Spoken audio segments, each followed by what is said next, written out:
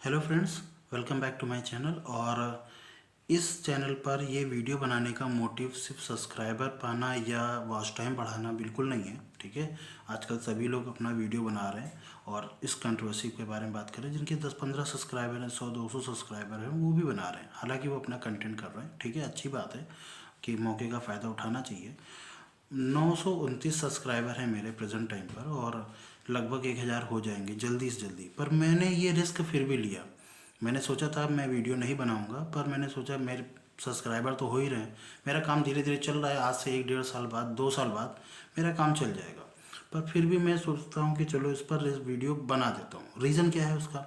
क्योंकि जैसा अभी कंट्रोवर्सी चल रही है, जब से संदीप माहेश्वरी सर जी ने विवेक बिंद्रा के जो मॉडल है, उनका बिजनेस मॉडल है, उसको स्कैम किया कि ये स्कैम है। और सच में ये स्कैम है। क्यों? रीज़न क्या है?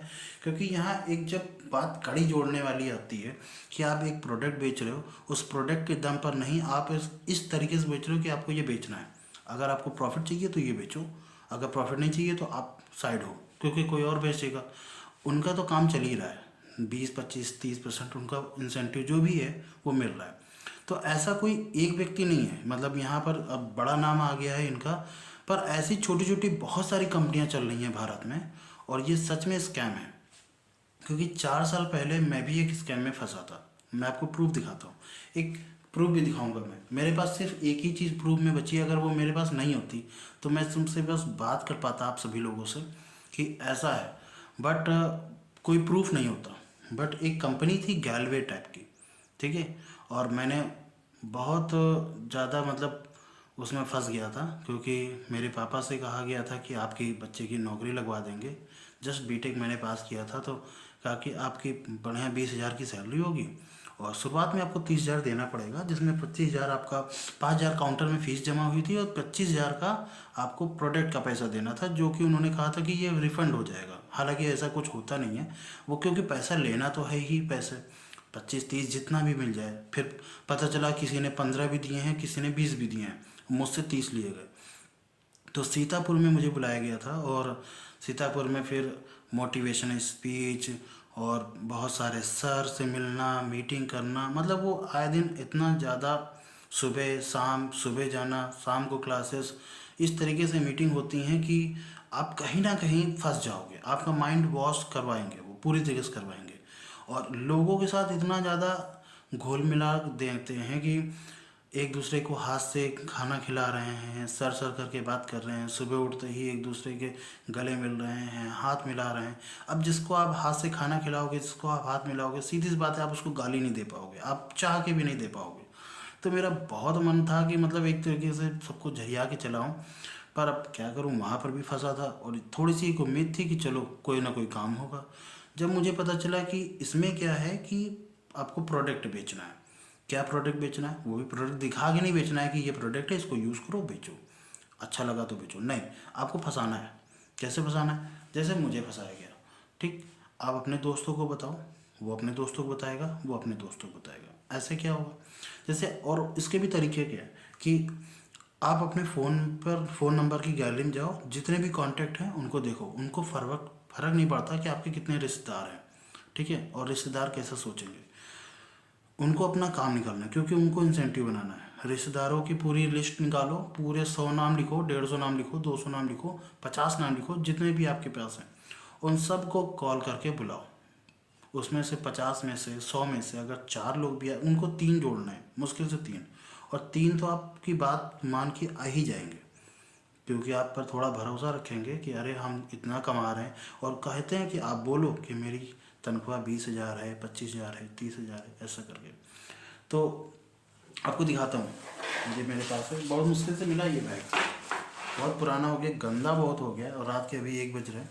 ठीक है, तो ये गैलवे कंपनी का। हालांकि इसमें एक काम ये था कि इस बैग को देने से, या इसके अंदर जो सामान था, और इसके अंदर सामान कैसा था मैं बताता हूँ। फेस वॉश, हैंड वॉश, और कुछ तरह की क्रीमें, कुछ तरह के स्क्रबर, और कुछ क्रीम, क्या बोलते हैं, मास्क लगाने वाला, ठीक है, मंजन, ब्रश वगैरह इस तरीके के थे।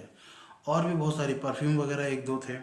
और प्रोटीन पाउडर थे उसमें, ठीक है, अच्छा खासा कार्ड। पर हाँ, जैसे जो प्रोटीन पाउडर बाहर 150-200 रुपये का मिलता है, उसमें 450-500 रुपये लिखे थे, अच्छा खासा अमाउंट। जो ब्रश, सॉरी, जो मंजन बाहर का जो टूथपेस्ट होता है वो आराम से आपको 100 रुपये के 150 रुपये के अंदर मिल जाता है, उसके 350 रुपये लिखे थे, ऐसा कुछ था। बहुत अच्छा खासा लूटा था।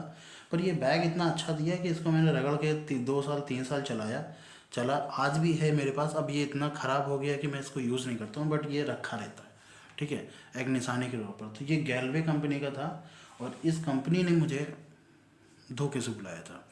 तो इस तरीके के स्कैम ना भारत में बहुत तरह के बहुत बहुत कॉमनली हो रहे हैं, अभी कहीं ना कहीं हो ही रहे होंगे, आज भी हो रहे हैं, ठीक है।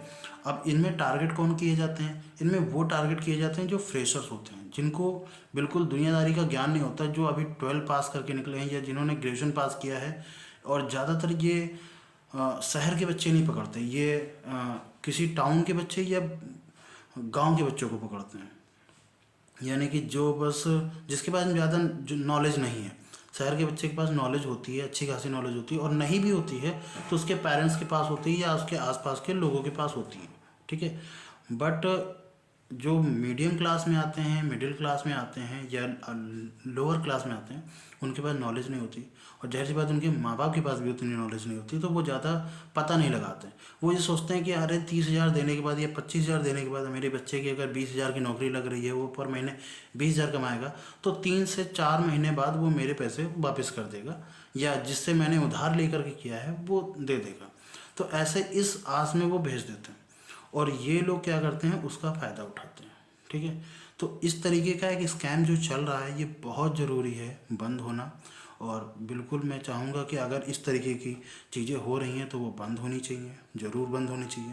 मेरा पूरा पूरा सपोर्ट तो संदीप सर के साथ ही रहेगा, क्योंकि अभी तक मैं जितना देख पा रहा हूँ उसमें कहीं ना कहीं संदीप सर की बातों में सच्चाई नज़र आ रही है। अगर विवेक बिंद्रा जी को ऐसा लग रहा है कि नहीं, ये स्कैम नहीं है, मेरा एक मॉडल है और ये कोर्स ऐसा है वगैरह वगैरह जो भी है, तो उनको ये चीज़ सामने आकर के बोलनी चाहिए। वो ये कह रहे हैं अपने वीडियो में कि मैं आपसे बात करूंगा, तो वो उनसे बात करके क्या करेंगे? जिनसे बात करना चाहिए उन बात किनसे करना चाहिए?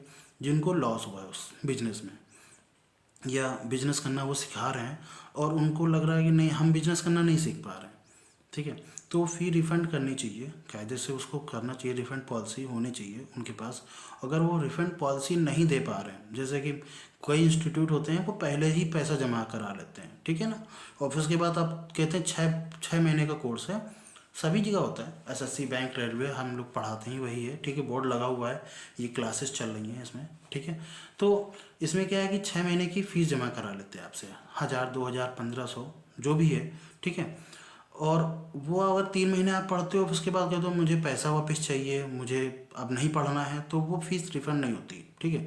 बट हाँ, वो ये नहीं कहते कि आप किसी और को बेचो तो आपकी फ़ी रिफ़ंड कर देंगे, वो चीज़ गलत है। आपको वो सर्विस प्रोवाइड कर रहे हैं, आपने नहीं ली, कोई बात नहीं, अब आपको वो पैसा डूब गया, ठीक है, डूब गया, या आपने नहीं पढ़ा, आप कह रहे हो कि मुझे समझ में नहीं आ रहा, तो वो पहले ही इसलिए डेमो बैचेस निकालते हैं कि ये मेरे डेमो बैचेस हैं और इनको देख लो, और इस तरीके से है, और इस मार्जिन पर आपकी फ़ीस पड़ेगी, ठीक है। और अगर आपको समझ में आता है तो लीजिए, नहीं आता तो मत लीजिए। और अगर आपने तब ले लिया फिर रिफ़ंड नहीं करते, वो लोग भी नहीं करते हैं, सीधी सी बात है, उनका भी रिफ़ंड प्रोसेस नहीं होता, कई लोगों का होता है, कई लोगों का नहीं होता।